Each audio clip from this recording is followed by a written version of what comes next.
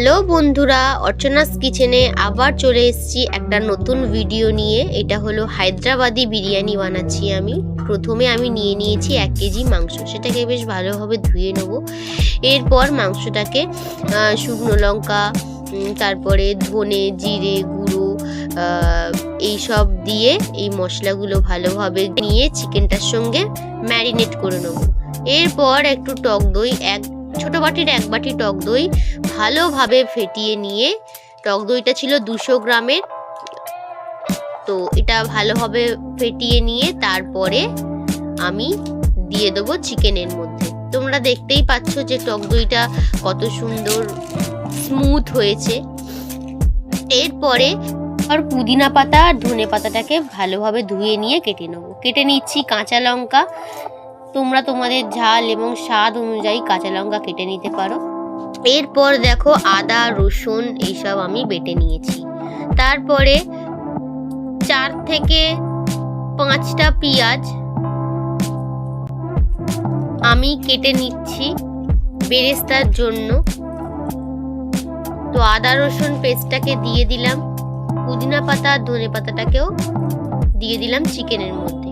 তারপর দিলাম একটু ঘিটা ছিল 2 টেবিল স্পুন মতন।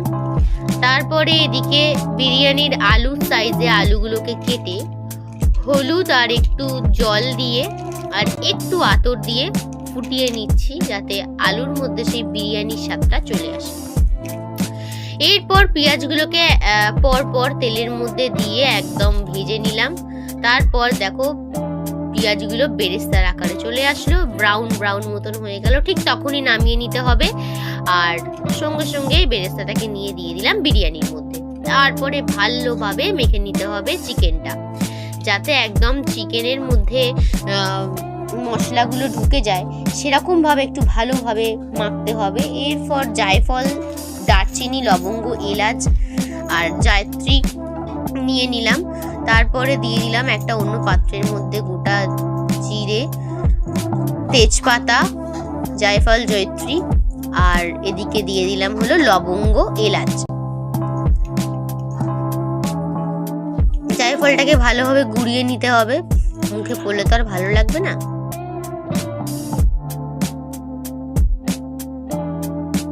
তারপরে এর মধ্যে দিয়ে দিলাম ধনে পাতা আর হলো পুদিনা পাতা, আর দিয়ে দিলাম জল। এবারে এটার মধ্যে দিয়ে দিলাম নুন, স্বাদ মতন নুন দিতে হবে।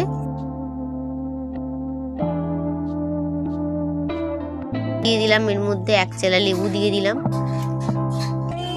তারপরে এর মধ্যে কিছুটা বেরেস্তা দিয়ে দিলাম। দেখো চালটা কিন্তু আমাদের ভেজানো ছিল।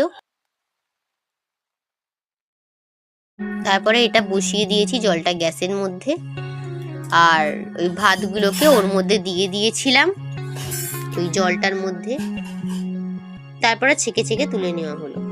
এরপর চিকেনটা যেরকম ভাবে ম্যারিনেট করা ছিল ঠিক সেরকম ভাবে ওটা গ্যাসে দেওয়া হয়েছিল। তার উপরে দিয়ে দেওয়া হলো বাসমতি রাইস, মানে বিরিয়ানির চাল যেটাকে বলি আমরা বাংলা পাতি ভাষায়। তারপরে দিয়ে দিলাম একে একে বেরেস্তা ভাজা, পুদিনা পাতা, ঘি, গোলাপ জল, দিয়ে দিলাম কেওড়া জল।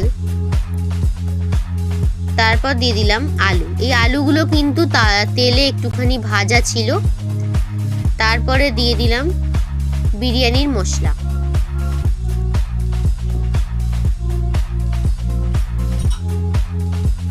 দেখো এবারে কিন্তু এটা দমে বসানো হবে।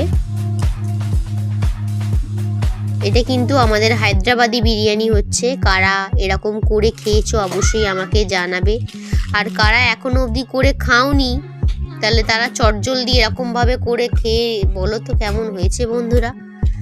তো এই হাঁড়ির মুখটা ভালোভাবে এঁটে দিলাম, যাতে না এই বিরিয়ানির সুগন্ধটা বাইরে বেরিয়ে যায় আর দমটা খুব ভালোভাবে হয়। তো দেখো আমাদের বিরিয়ানি কিন্তু হয়েই গেছে।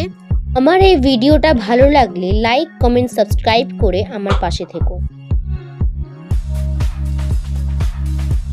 আজকের মতন এত অবধি বন্ধুরা, টাটা।